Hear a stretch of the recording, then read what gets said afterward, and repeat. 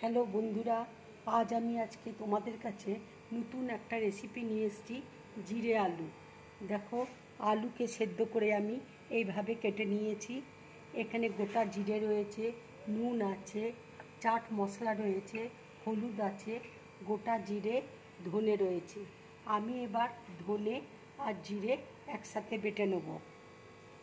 এটাই কিন্তু আমি জল দেব না, শুকনো আমি বেটে নেব।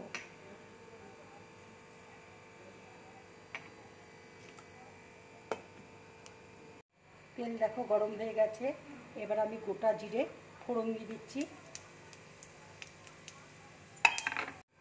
জিরেটা ভাজা হলে আমি আলুটা দিয়ে দেবো। দেখো জিরেটা ভাজা হয়ে গেছে, এবার আমি আলুটা দিয়ে দিচ্ছি।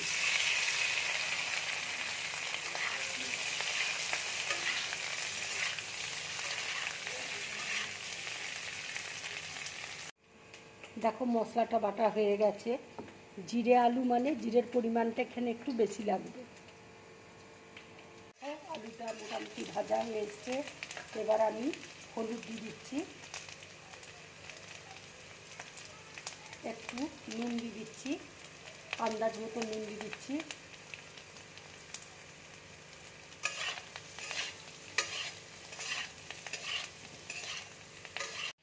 এবার আমি মশলাটা দিয়ে দিচ্ছি, ধনে গুঁড়ো আর জিরে গুঁড়ো।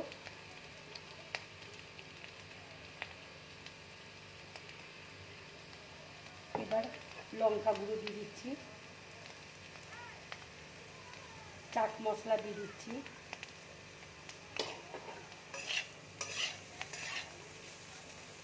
সামান্য একটু আমি জল দিয়ে দিচ্ছি, খুবই সামান্য।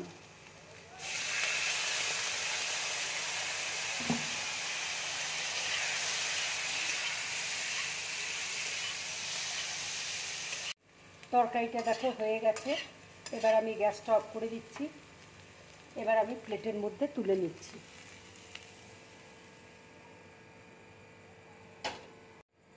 এইভাবে তোমরা জিরে আলু বানিয়ে ভাতের সাথে কিংবা রুটির সাথে খাবে, খুব ভালো লাগবে খেতে।